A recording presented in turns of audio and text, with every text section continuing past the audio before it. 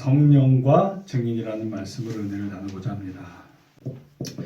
자, 우리가 읽은 26절, 27절을 보면 우리가 알 수 있는 게 두 가지가 있어요. 첫째, 26절을 보면 성령님은 하나님을 통해서 나오시는데 예수님이 보내주신다. 지금 우리 말씀이 그래요. 아버지께로부터 너희에게 보낼 보혜사 곧 아버지로부터 나오시는 진리의 성령이 오실 때에 그가 나를 증언하실 것이요. 근데 이거에 대한 말씀이 사도행전 2장 33절에 있어요. 하나님이 오른손으로 예수를 높이심에 그가 약속하신 성령을 아버지께 받아서 너희가 보고 듣는 이것을 부어주셨느니라. 그러니까 하나님께 받아서 예수님이 보내주신대요. 그러니까 성령님이 우리에게 오시는 것은 뭐다? 하나님과 예수님 간에 동역이 된다. 이거를 하나 알 수 있어요. 그리고 두 번째는 진리의 성령이 오시면 예수님에 대해서 증언을 하게 하신대요.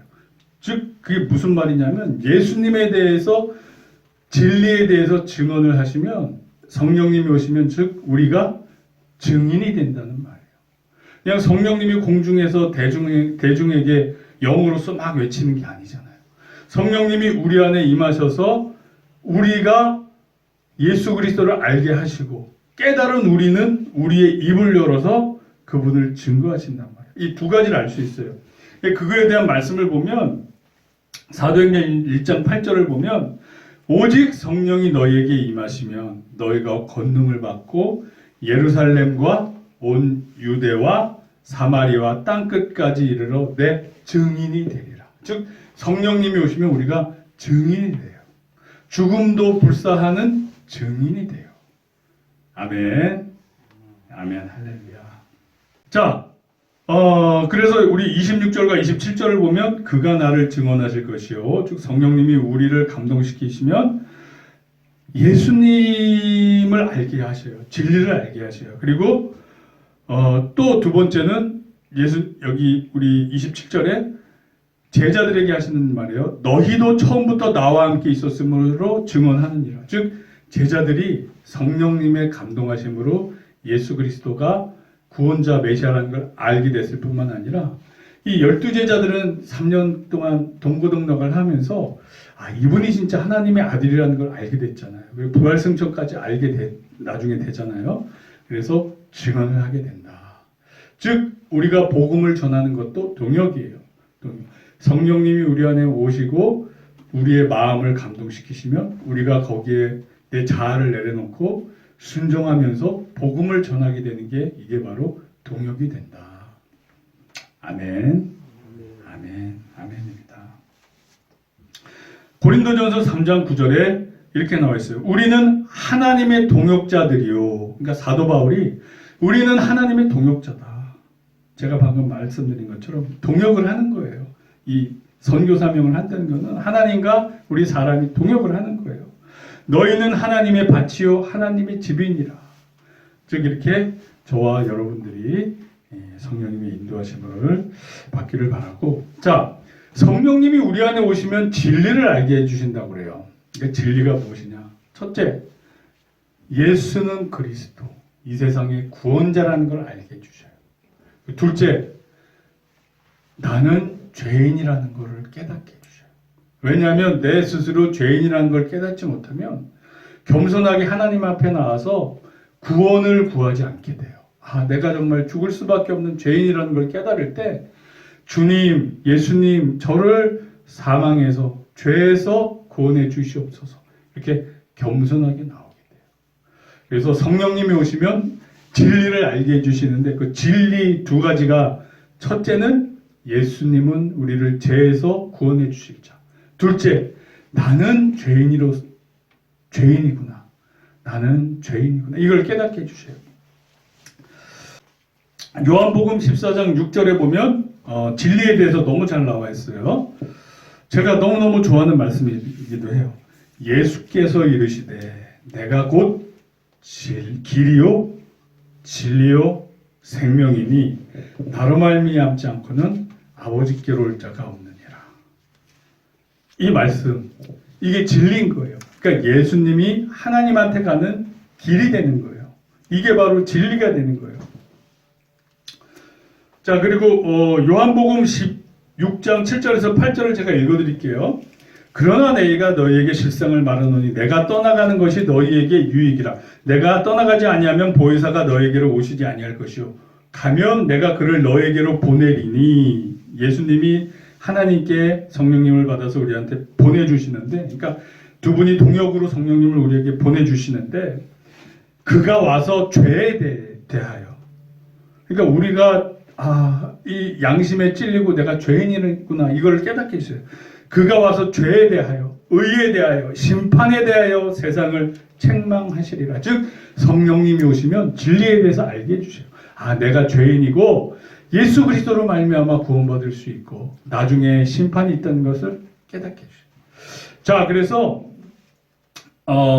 예수님이 뭐라고 그러시냐? 예수님의 정체성을 우리가 잘 알 수 있어요. 마태복음 9장 10절에서 13절을 보면 예수께서 마태의 집에 앉아 음식을 잡수실 때 많은 세리와 죄인들이 와서 예수와 그의 제자들과 함께 앉았더니, 그러니까 세리는 당시에 죄인 취급받았어요. 왜 너네는 로마의 개가 돼서 우리 이스라엘 민족 백성으로부터 돈을 뜯어서 갖다 바치냐. 이거 많은 세리와 죄인들이 예수님 옆에서 식사를 같이 하고 있었어요. 많은 세리와 죄인들, 이게 무시받는 사람들이죠. 손가락질 당한 사람들인데, 바리새인, 자기는 의인이라고 생각하는 바리새인이 보고 그의 제자들에게 이르되 어찌하여 너희 선생은, 예수 그리스도는 세리와 죄인들과 함께 잡수시느냐? 왜 예수 그리스도는 왜 죄인하고 어울리느냐? 이렇게 물어보는 거예요. 예수께서 들으시고 이르시되, 이거 여기부터 중요한 거예요. 건강한 자에게는 의사가 쓸데없고, 건강한 사람은 의사가 필요 없잖아요. 나는 의인이다 생각하면 예수 그리스도를 믿으려 하지 않아요. 나는 의인이니까 나는 구원받아. 난 천국 갈 수 있어. 스스로 자신하기 때문에 굳이 구원자가 필요 없어요. 건강한 자에게는 의사가 쓸데없고 병든 자에게야 쓸데있느니라. 너희는 가서 내가 긍휼을 원하고 제사를 원하지 아니하노라 하신 뜻이 무엇인지 배우라. 나는 이런 형식, 제사 이런 것보다 긍휼, 사랑을 원한다. 나는 의인을 부르러 온 것이 아니요 죄인을 부르러 왔노라 하시며. 그러니까 예수님은 스스로 죄인이라고 생각하는 그 겸손한 마음을 가진 자들과 함께 하시고 그들을 구원하셨어요. 세리나 죄인이나 이런 사람들은 나는 죄인이기 때문에 나는 구원자가 필요해. 구원받아야 돼. 그래서 예수는 메시아니까 내가 그분을 통해서 구원받아야지. 이렇게 되는 거예요. 왜 성령님이 오시면 우리 마음에도 똑같이 그렇게 돼요. 내가 처음에 예수님 믿을 때는 내가 뭐가 죄인이야 막 이러다가 믿음이 깊어지면 깊어질수록 나는 정말 죄인이구나. 예수 그리스도가 아니면 나는 구원받을 길이 없구나. 이거를 점점 깨닫게 돼요. 오죽하면 사도 바울이 믿음이 깊어졌을 때 말년에 나는 죄인 중에 괴순이라. 이렇게 고백을 하는 거예요. 그래서 사도 바울의 고백은 예수 그리스도가 아니면 나 같은 죄인은 구원받을 수 없다는 그런 진리의 성령님의 깨달음을 얻게 된 거예요. 제가 오늘 나눠드린 찬양 그거 한번 보실래요? 거기 보면 가시나무라고 있어요. 가시나무. 이분이, 그러니까 원래 예술하고 이런 분들이 이분이 원래 마약도 하고 그랬어요. 그리고 부모가 막 이제 이혼하고 좀 막 그런 가정에서 방황을 했어요. 정서적으로 안정이 안 된 거예요. 그러니까 음악하면서 마약하고 막 이러다가 누나가 야, 너 그러지 말고 너 그러다 완전 인간 폐인되고 너 그러다 그냥 죽는다. 너 예수님 믿어봐. 그래서 누나의 권유로 예수님을 믿기 시작했어요. 그런데 어느 순간 그러니까 예수님을 믿다 보니까 자기가 자기 자신이 가시나무 같은 거예요.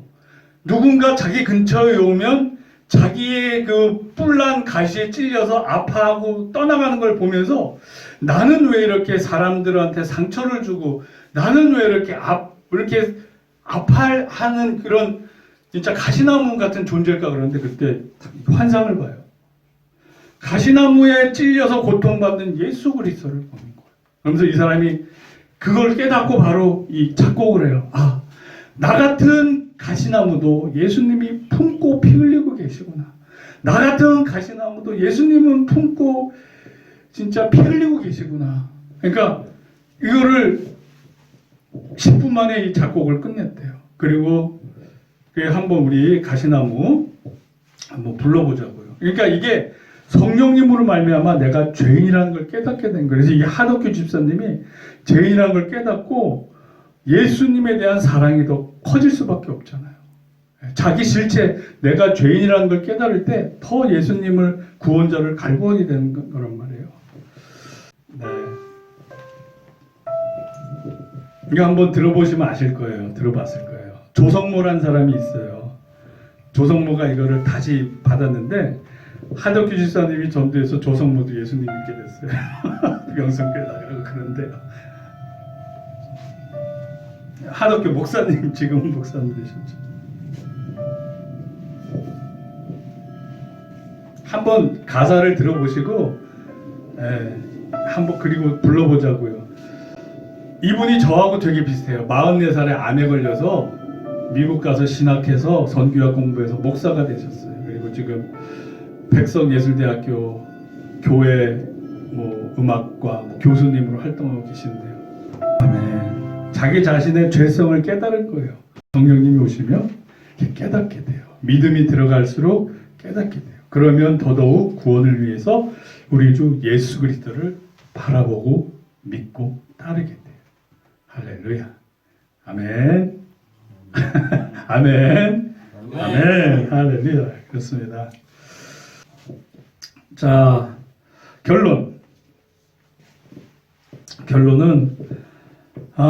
이렇게 우리가 죄인임을 깨닫고 예수님을 더욱 바라보며 따르는 저와 여러분들이 될 줄을 믿고 말씀으로 마칠게요. 요한 1서 1장 1절로 3절 말씀으로 마치겠습니다. 태초부터 있는 생명의 말씀에 관하여는 우리가 들은 바요, 눈으로 본 바요, 자세히 보고 우리 손으로 만진 바라. 즉 제자들이 예수님과 같이 살았다는 얘기예요. 이 생명이 나타나신 바 된지라. 이 영원한 생명을 우리가 보았고 증언하여 너희에게 전하노니 이는 아버지와 함께 계시다가 우리에게 나타나신 바 된 이시니라. 우리가 보고 들은 바를 너희에게도 전함은 너희로 우리와 사귐이 있게 하려 함이니 우리의 사귐은 아버지와 그의 아들 예수 그리스도와 더불어 누림이라. 아멘. 그러니까 우리가 보고 들은 것을 전하고 여러분들도 우리처럼 예수 그리스도를 믿고 그분들과의 사귐에 들어가라. 이렇게 말씀하시네요.